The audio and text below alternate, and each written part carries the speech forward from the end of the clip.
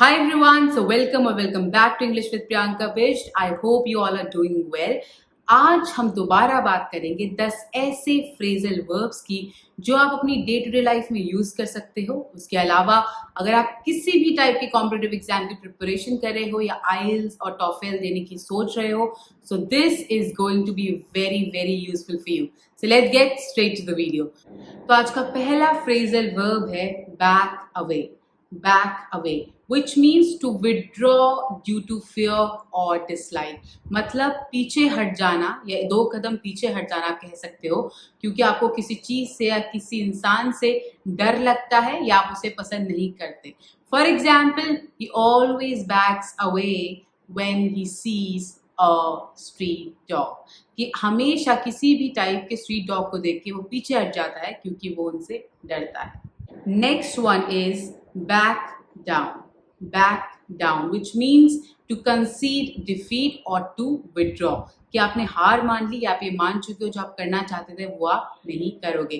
For example, the authorities backed away and did not tear the buildings down due to the protest.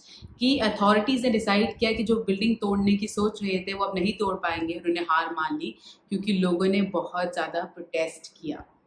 Next one is bank on। Bank on which means to base your hope or expectations on someone or something। कि आप अपनी उम्मीद किसी और इंसान पे या किसी चीज़ पर टिकाए हुए हो एंड आप एक्सपेक्ट कर रहे हो कि वो आपके लिए वो करेंगे जो आप चाह रहे हो। For example, please be there for my exhibition, I am banking on you. कि मेरे एग्जीबिशन पे ज़रूर आना, मुझे विश्वास है कि तुम उस चीज़ की इम्पोर्टेंस को समझोगे एंड वहाँ आओगे। So I am banking on you. Next one is break away.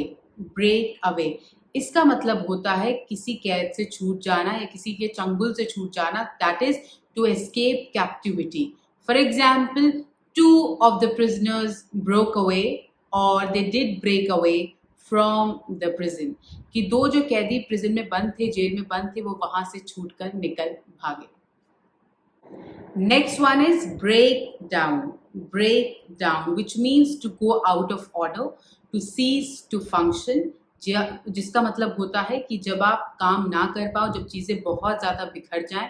दूसरा, जब आप ह्यूमन इमोशंस की बात करते हो तो आप बोल सकते हो to have no control over your emotions whatsoever. कि आप इतना पेन में हो, इतने कंफ्यूज हो कि आपके खुद के इमोशंस पे ही कोई कंट्रोल नहीं है। For example, she completely broke down after hearing the news of a grandmother's demise. कि वो अपनी दादी की मरने की खबर सुनकर बिल्कुल टूट गई एंड उस समय कैसे रिएक्ट करना है वो उसे ना समझ आ रहा था ना हमें समझ आ रहा था। Next one is call back. Call back which means to return a phone call. किसी ने आपको कॉल किया था, या तो आप उससे बात नहीं कर पाए या थोड़ी ही बात कर पाए और आपने कहा I will call you back. For example, I will call you back after I am done with my right up. कि मैं आपको अपना काम खत्म करने के बाद, जो मुझे लिखना है वो काम खत्म करने के बाद कॉल करूंगी। I hope you understood. Next one, call off. Call off which means to cancel. किसी चीज को मना कर देना होने से क्योंकि कुछ और बात हो गई है। For example, the match was called off due to the rain. कि मैच को कैंसिल कर दिया गया, वो नहीं हो पाया क्योंकि बारिश हो गई थी। Next one is call on और कॉल अपॉन। इसका मतलब होता है किसी को रिक्वेस्टिंग फॉर्म में इज्जत देते हुए किसी चीज के लिए बुलाना, एड्रेस के लिए बुलाना। For example, now I would like to call on और call upon my director in order to enlighten us with his knowledge. कि अब मैं रिक्वेस्ट करूंगी कि जो हमारे डायरेक्टर हैं वो स्टेज पर आए एंड हम लोगों को अपनी नॉलेज से एनलाइटन करें। Next one is carry out। Carry out which means to do something, to conduct something according to the plan। कि सोच समझकर किसी चीज को बड़े अच्छे से करना। For example, our plan to surprise him was carried out with perfection। कि जो हमने प्लान बनाया था उसको चौंकाने का, खुशी के मारे, नॉट इन नेगेटिव सेंस, उसको सरप्राइज करने का, वो बहुत परफेक्शन से हम लोगों ने एग्जीक्यूट किया एंड वो सक्सेसफुल था।